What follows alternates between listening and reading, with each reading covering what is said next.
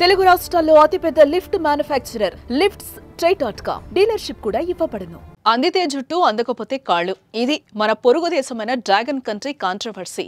అలాంటి డ్రాగన్ కళ్ళు మళ్లీ మన దేశంపై పడ్డాయి. ఎప్పుడూ భారత్పై విషం చిమ్మే డ్రాగన్ ఇప్పుడు సాయం కోసం స్నేహ గీతం పాడుతోంది. మీ స్నేహం కావాలయ్యా అంటూ ముసలి కన్నీరు కారుస్తోంది. ఇందుకు భారత్తో డ్రాగన్ కంట్రీ ఎందుకు సంబంధాలు పెట్టుకోవాలని చూస్తోంది?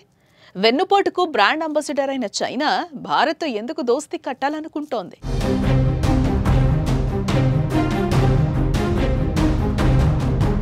అమెరికా అధ్యక్షుడు డొనాల్డ్ ట్రంప్ దెబ్బకు చైనా వెనకడుగు వేసింది. ట్రంప్ విధించిన సుంకాల సునామీకి తలదించింది. చైనాపై ట్రంప్ ఊహించని విధంగా ఏకంగా 125% ప్రతీకార సుంకాలను విధించారు. దీంతో చైనాకు భారీ షాక్ తగిలింది. చైనా విధానాలను మార్చుకోవాల్సిన పరిస్థితి ఏర్పడింది.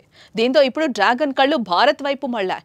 అమెరికాను ఎదిరించి నిలవాలంటే ఇప్పుడున్న పరిస్థితుల్లో మిగిలిన దేశాల కంటే భారత్ సానుకూలమని భావించిన చైనా భారత్ వస్తువులపై భారీగా సుంకాలను తగ్గిస్తామని ఆఫర్లు ఇండియాకు దగ్గరయ్యేందుకు ప్లాన్ చేస్తోంది.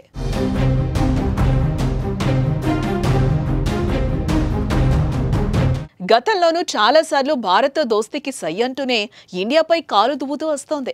మన దేశంలో ప్రదేశాలను ఆక్రమించుకోవడానికి, దాడి చేయడానికి అవకాశం కోసం కుట్రలు చేస్తోంది. కానీ కాలం ఎప్పుడూ ఒకేలా ఉండదు కదా. తాటిని తన్నేవాడుంటే వాడి తలదన్నేవాడు ఇంకొకడుంటాడు అనే సామెత ఇప్పుడు చైనాకి బాగా అర్థమైనట్లుంది. ఎప్పుడో భారత్ను ఎదిరించేందుకు మనకు శత్రువు దేశమైన పాకిస్తాన్తో మిత్రపక్షంగా కొనసాగిస్తుంది చైనా. కానీ ఇప్పుడు దానికోసం భారత్తో స్నేహం కావాలంటూ చిలక పలుకులు పలుకుతోంది.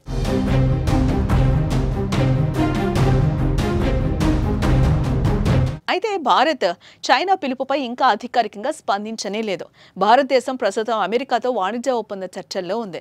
ట్రంప్ విధించిన 26% సుంకాలకు ప్రతీకార సుంకాలు విధించకూడదని నిర్ణయించిందని తెలుస్తోంది. అలాగే భారతదేశం అమెరికా నుండి వచ్చే $23 బిలియన్ విలువైన దిగుమతులపై సుంకాలను తగ్గించే అవకాశం ఉందనే అంచనాలు ఉన్నాయి. అయితే చైనా భారతదేశాన్ని తన వైపు తిప్పుకునేందుకు ప్రయత్నిస్తున్నట్లు కనిపిస్తోంది. రెండు దేశాల మధ్య ఉద్రిక్తతలు, సరిహద్దు వివాదాలు ఉన్నప్పటికీ ఈ సుంకాల సమస్యపై సహకారం ఇరు దేశాలకు ప్రయోజనం చేకూర్చొచ్చని చైనా వాదిస్తోంది. ఒకవేళ భారత్ ఈ ప్రతిపాదన దిశగా యోచిస్తే అది ప్రపంచ వాణిజ్య రాజకీయాల్లో కొత్త మలుపు తీసుకురావచ్చని రాజకీయ విశ్లేషకులు భావిస్తున్నారు.